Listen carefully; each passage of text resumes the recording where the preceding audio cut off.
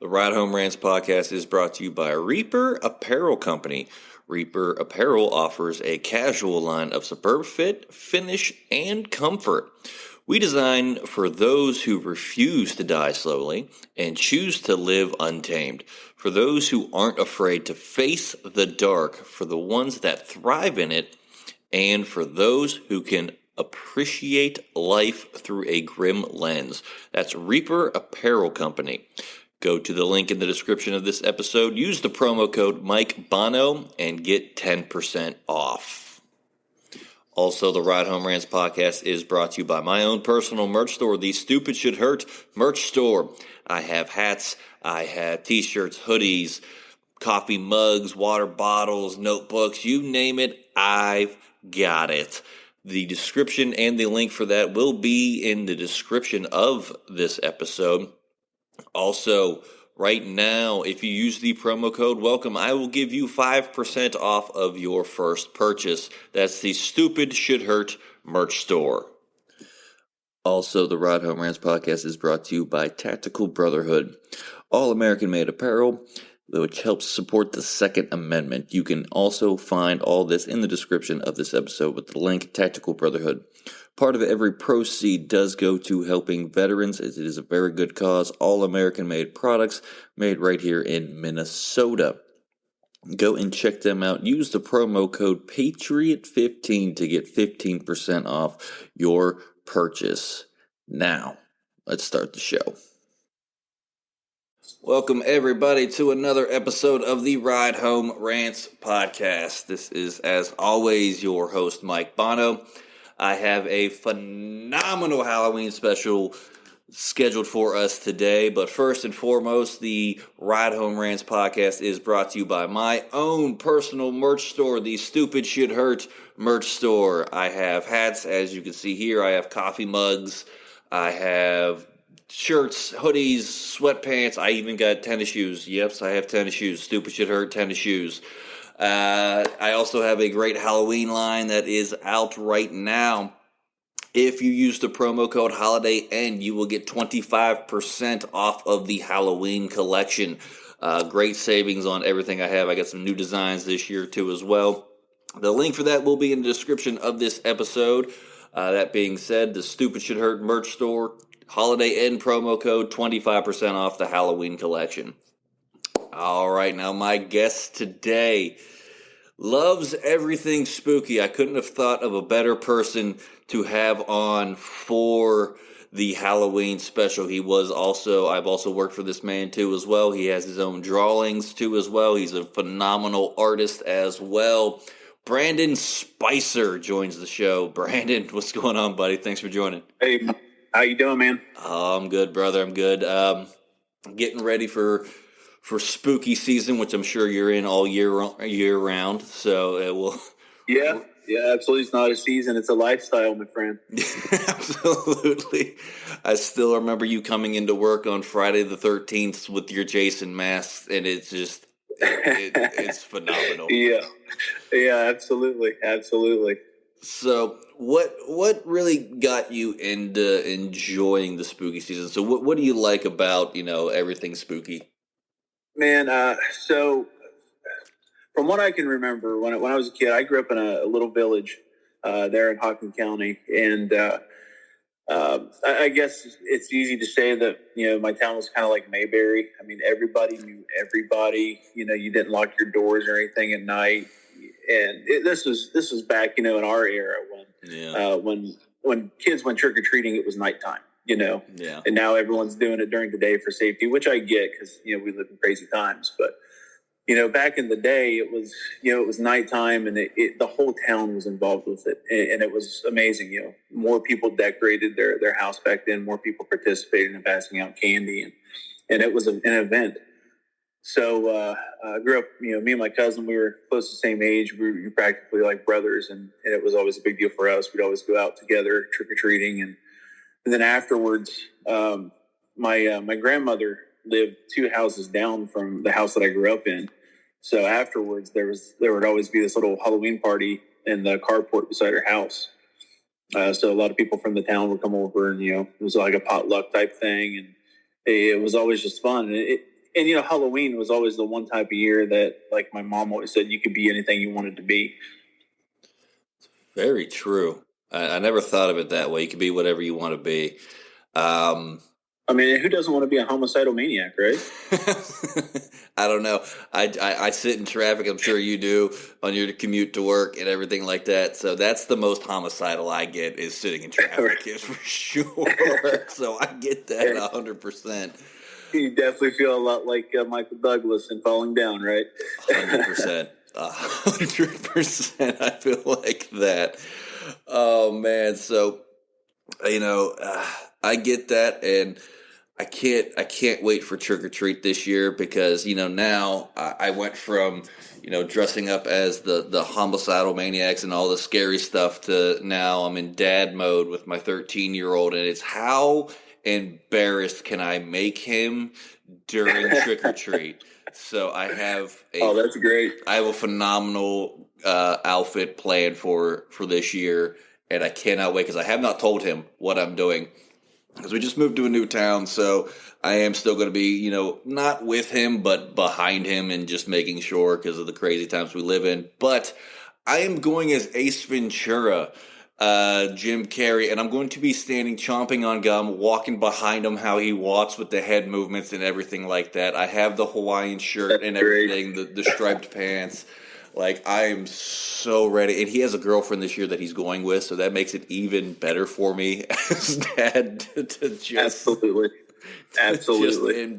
That's fantastic. Embarrass the hell out of him. And I got to say, my wife came up with the idea. Like, she was the one who was like, oh, my God, you should do that.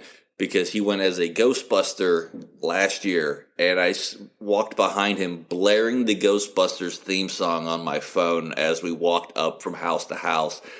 And at one point, he was actually starting to walk to the beat of the music, which made it even better for me because he was trying to walk away from me the whole time. What would have been even more fun is instead of playing music, you just sang it the entire time. I pretty much did.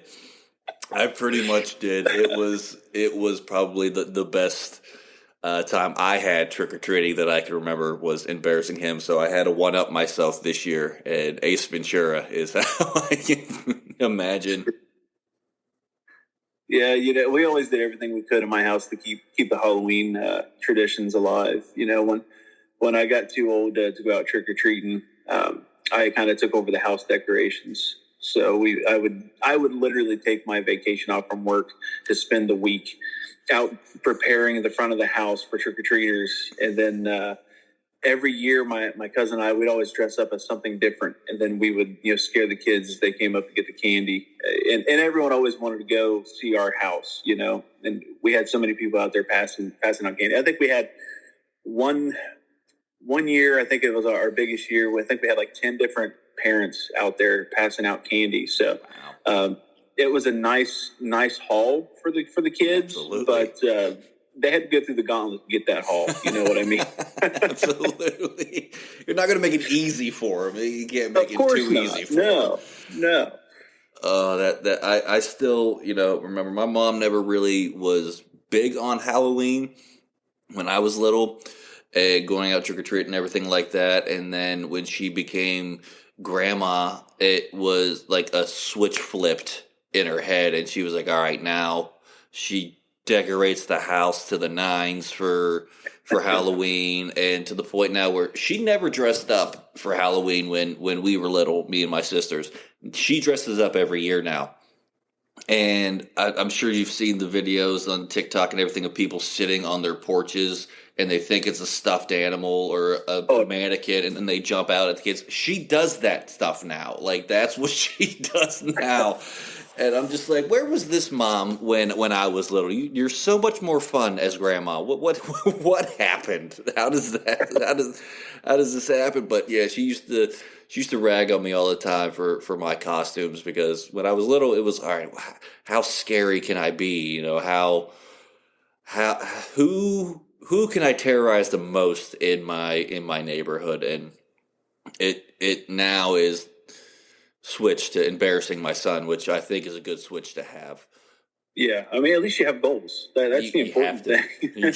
You gotta have goals, and it's so much fun for me, and like I look forward to it. And what's bothered me the most is like my son waits till like the week of Halloween, if not like a couple days before, like, oh, hey, I need a Halloween costume. It's like, bro, you had all month, man. Like, what are we doing, man? Like, you want this, that, and the third. Okay, all that shit's sold out now. We can't get that, so now we're gonna have to rethink your costume. And I keep telling him, like, dude, you better get on it. You better start picking now because I'm not in last minute. You're gonna go as yourself if that's the case. You're going as yourself.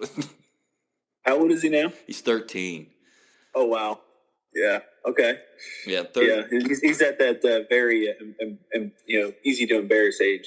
That makes it even better. He's so easy to embarrass. Even like he gets embarrassed even just around my wife and I. Like it's to the point now. It's like if he starts mouthing off, we just start doing stuff we know is going to embarrass him. And he just like, oh, mom, and like just walks away. And it's like, it's so easy to get rid of you now. Like, it's just so easy to just embarrass the hell out of you. Yeah. And what's the easiest now is it's anytime my wife and I show any little bit of affection towards one another. That's his button that we found it and we just press the hell out of it. It's so much fun to me. That's great. And I gotta say, my wife does it more than me. She pushes his buttons more than I do. Brayden, when we show any type of affection towards each other, he said he's at the right age to. She just walked in, so she's just now. Okay. She just gave me a look like I don't do anything. No, you. I don't do any of that shit. Yeah, there she is. But yeah, so on top of loving everything spooky and getting into it, you actually are a really phenomenal artist. And what made you want to get into all your drawings and your masks that you've created and everything like that? When it comes to drawing, yeah, I've been drawing ever since I've been able to hold a pencil. I mean, it's hard to explain when it comes to that. It's just something that I've always just kind of done. Even creating, there were so many days or nights that I would just grab a piece of paper and a clipboard and sit there and just draw and create my own worlds, my own characters, and where a lot of kids, and of course I was, as a kid, I enjoyed the toy aisle as well, but the artists are the ones that get just as excited to go down the office supply aisle and look at the different papers and pens and pencils. So I don't know, I just kind of picked that up, and I always just kind of went towards, I don't want to say all the darker stuff, but I've always just enjoyed horror. There's something about the horror genre and the spooky things that I don't know. Some people it just creeps out, and I was one of the people that always just kind of got excited by it. But with the masks, of course, I'm a huge Jason Voorhees fan. Yep. Matter of fact, I was watching part 6 right before this podcast. My wife put it on for me because she's a huge horror fan too. So I started. I got a Jason mask, and once I got my first one, it was just, hey, I need more. So I started finding custom ones that were made online, and my wife would surprise me with them. She'd order them for me, and got to the point where I found this guy online that was making his, and I'm like, man, if he can do that, I wonder if I can. So I started getting my own blank masks and turning them into different Jason masks, and they're just kind of kept it going ever since. I've got an entire wall just full of them. So I've seen the pictures on your Facebook and all that. They're phenomenal, especially the ones you would bring in to the store. That was probably my favorite. So which one is that you've made is your favorite to date? Oh man, that's like asking people that have more than one kid, which kid you love more. I don't. There's several of them that I absolutely love. I did a Leatherface and Jason Voorhees mashup, and then I also did one Jason Voorhees and Pinhead mashup that turned out pretty cool. I have a I have a favorite movie, I guess, is Part 6. So I do a lot of like Part 6 variations of the mask. Okay. Now, my favorite look for Jason was in Part 7. Kane Hodder, of course, is my absolute favorite Jason of all time. I know there's some people out there that are purists and like, oh no, he can't be Kane. Oh, I'm sorry, Kane Hodder is my freaking favorite. All right, man. I love this look in 7, but I got to say, C.J. Graham played Part 6 is my second favorite. He had a good attitude towards the character, but I don't know. I do a lot with the Part 6 mask.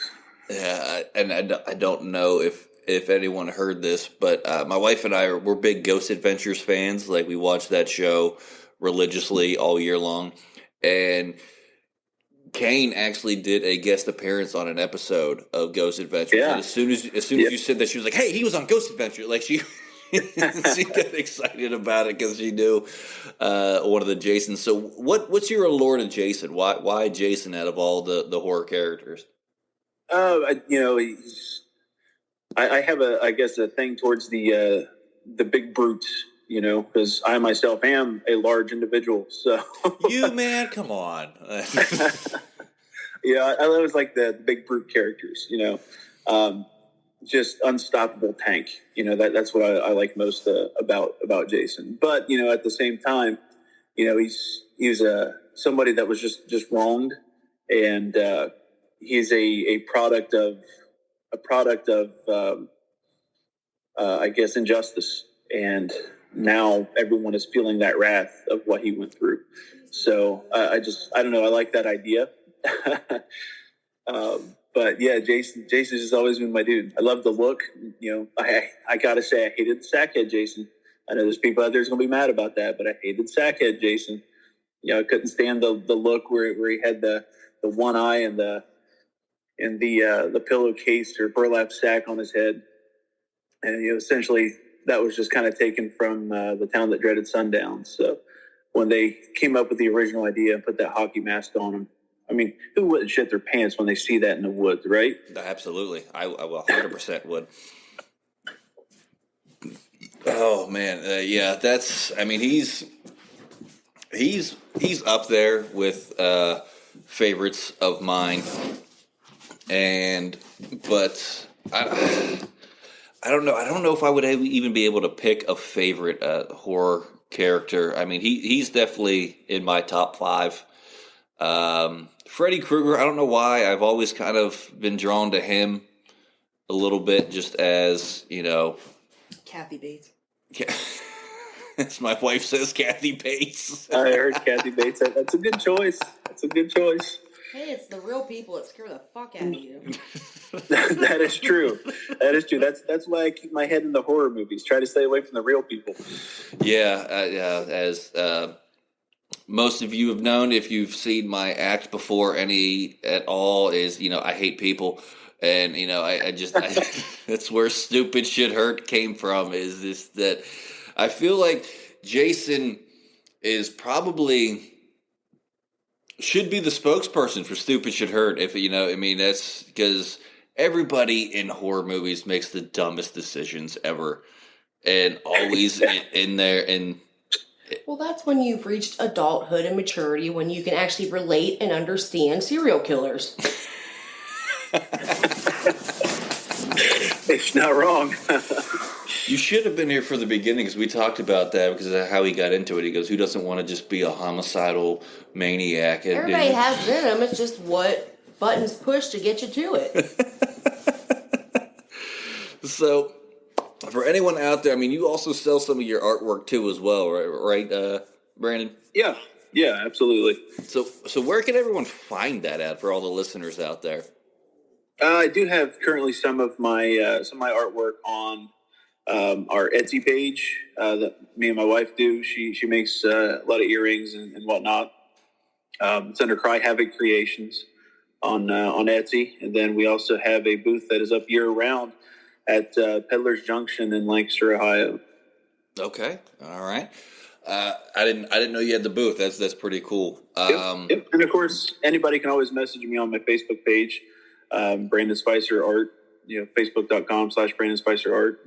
Be able to see a lot of it there, and can always send a message. So, I mean, you kind of had a big thing this year, and you were actually at the Columbus Comic Con, correct?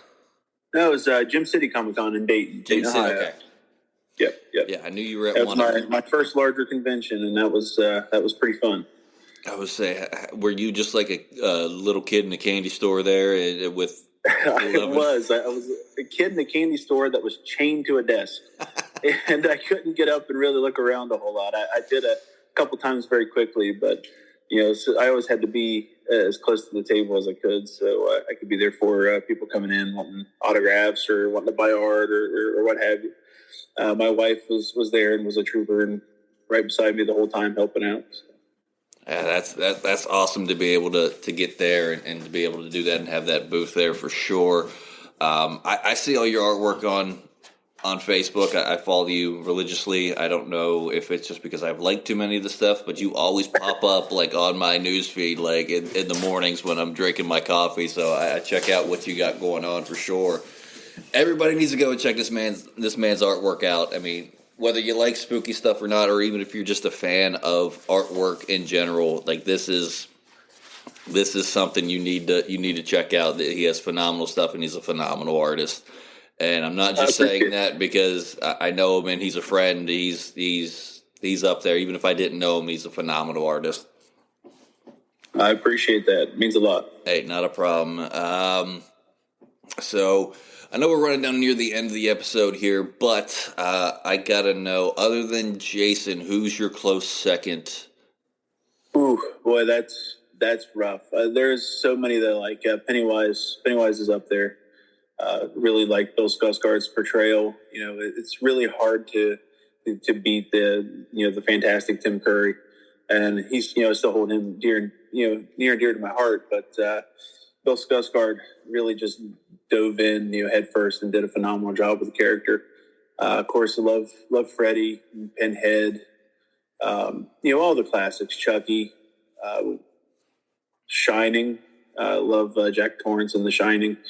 And I tell you, the sequel, Dr. Sleep, really just makes you appreciate The Shining even more. I felt like it answered a lot of stuff in the movies there with that. But God, there's just so many I love. It's hard to narrow it down. I mean, you put me on the spot with that. I feel like I ask the tough questions here. You do, geez. Get you on Dateline or something. I do enjoy Michael Myers, although I guess it depends on which movie, on whether or not I enjoy Michael Myers. Yeah, I kind of like them all. There's very few that I don't care for, really. I know that doesn't narrow it down or help out any, but I mean, it's the truth. It is what it is. So, I mean, you mentioned Pennywise. What did you think of the new It movies compared to the original? Compared to of course it had a much larger budget since it wasn't made for TV. So, cinematically it looked much better. Followed the book from my understanding. I haven't got to read the book. I know. Oh my God. But I haven't got to read the book. I've read a little bit of it. But from everyone I've talked to that has read the book, it followed the book a lot more closely. And like I said, Bill Skarsgård's portrayal of the character, it just was the right amount of the childish charm that a clown needs. But my God, could he switch to terrifying really quick? Yeah. I remember going with my wife to see Chapter 1 in the theater. And you've of course seen the made-for-TV movie, right? Yeah. And when Georgie dies, you really don't see anything. But that scene in the remake when he switches and chomps that boy's arm off, it was like, oh my gosh, Yeah. Kind of thing. They set the perfect tone for what you were in for. So I just think they did a phenomenal job with the movies. Yeah, I've heard mixed reviews, so I figured you'd be the one to ask, because I haven't seen the new ones yet. I mean, I know I need to. I'm way behind on my movies. I'm a busy man, everybody, but it's but yeah, I mean, it's on my list of movies that I definitely need to check out for sure. But there's not many things done by Stephen King that we don't appreciate in this household. Of course, my wife is one of his absolute biggest fans. But when it comes to the movies that they did with Stephen King's stuff, Christine, God, I love Christine. Yeah, that's a classic. Like I said, I mentioned The Shining, Misery. Your wife mentioned Annie Wilkes there. Yeah. So, yeah, we're definitely a Stephen King household because it goes right along with horror. And I got to tell you, she just told me this, and I don't know how I didn't know that. My wife's aunt, actually, it was a school, honey? Yeah, she went to school with Stephen King. She went to school with Stephen King in Maine. No kidding. That's awesome. She said he was weird. No, he was weird? I'd have never guessed that. I don't think that's a great switch you just flipped to just be that weird to make these phenomenal movies, but From Maine. he's from Maine, so yeah. He's weird, but man, he's loaded. Oh yeah, he's laughing all the way to the bank now. That's what he's doing. Well, if you want to find material, Maine provides it. Oh yes, they do. Yes, they do. She said Maine provides material if I'm ever short on material. Right, there you go. Absolutely.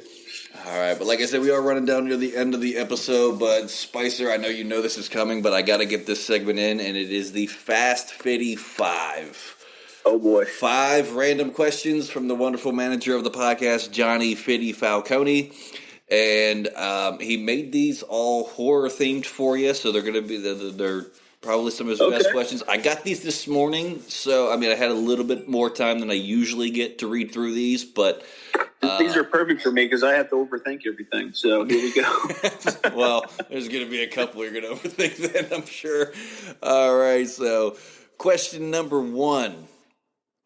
Which is the best horror movie series, Nightmare on Elm Street or Child's Play? Nightmare on Elm Street. Nightmare on Elm Street, okay. Question number 2. What is the best Halloween candy to get? Best Halloween candy to get. God, it's been so long since I got Halloween candy. I guess I was always a fan of Snickers. I mean, when it comes down to it, the full size candy bars. You know what I'm saying? You go, yeah. When you were a kid and got that full size candy bar, you knew that it was a good house to go to. I would change masks and go back to that house. That's what. There you go. All right. Question number 3. Which of these is the best scary experience? That is walking through a haunted house, walking through a haunted cornfield, or riding on a haunted hayride? You gotta go on foot. You gotta walk through it, man. That's when you can stop and take in all the little nuances. When it comes to doing a proper haunt, I mean, everything takes effect. You got to have the right setting, the sounds, the smoke, the lighting, the proper actors and makeup. There's so much that these haunters put into doing this. They all need to be commended. In Ohio, I believe I'm pretty sure, I could be wrong, but I'm pretty sure they are the top in the country for having the most haunted houses, haunted attractions to visit every year. But every one of them put so much work into it. So my hat's off to every one of them. You got to take your time and walk through that. Yeah. So is it cornfield or house? Which one? House. House. Okay. Got to go through the house. Gotcha. All right. Question number 4. Is the Exorcist movie more terrifying or disturbing to watch? Disturbing. Terrifying or disturbing? I guess I'm not easily disturbed. I got to go with terrifying. That's the one type of movie that I have the most issues with is the possession movies. So when you're seeing a demon possessed, of course you know my background. I worked with a lot of criminals back in my day, right? And I'm pretty sure that I've seen some individuals that may have been possessed because there's just nothing behind their eyes. You know what I mean? And that's something that's pretty scary. So I'm going to go with terrifying. Okay. And question number 5. Oh, this is a fitty question for sure. All right. If you take all the horror movie characters and made them fight action movie characters, who wins? Michael Myers or John Wick? Chuck Norris. Chuck Norris. Chuck Norris always wins. Oh no! Between the two, I tell you, especially between John Wick and Mike Myers, is there a third option? There's three different sets. We're going to get through. That's the first one: Michael Myers or John Wick. The second one is Freddy Krueger or the Punisher, and the third one is Jeepers Creepers or Batman. Batman never loses, right? So go with Batman there. You had Freddy Krueger and the Punisher. Yes. Punisher got to sleep at some point. I mean, he's human. Yes. Then before that, you had John Wick and Michael Myers. Yes. I hate to say it, but John Wick. Wow. Especially after this last Michael Myers movie. I got to go with John Wick on that one. All right, that was the fast fitting, but that's such a fitty question for anybody who knows him and listens to the show. There's always one question that's like, all right, hypothetically, you're in a room, it's you, a bear, Conor McGregor, you have boxing gloves, a road flare, and a belt. Who wins? Like that's the audience. That's who wins that one. yeah, absolutely for sure. Yeah, I'd pay for that pay-per-view. Get Dana White on the phone right now. We have his next $1 billion idea. But like I said, we're running down near the end of the episode. Spicer, I give everybody this opportunity, every guest, so I'm going to give you about a minute. Anything you want to promote, whether it's your artwork, anything, or just to talk about spooky stuff, the floor is yours, my man. So everyone can check out my Facebook page, facebook.com/Brandon Spicer Art. You'll be able to see some of my artwork. Again, we have our booth down there at Peddler's Junction. You can pick up some of the artwork there in Lancaster, Ohio. Feel free to reach out, drop me a line, just say, hey, I enjoy talking to people, so hit me up. Absolutely, for sure. I will put all of his information in the description of this episode, his Facebook page, his artwork page, and everything like that, so you guys can find it easier.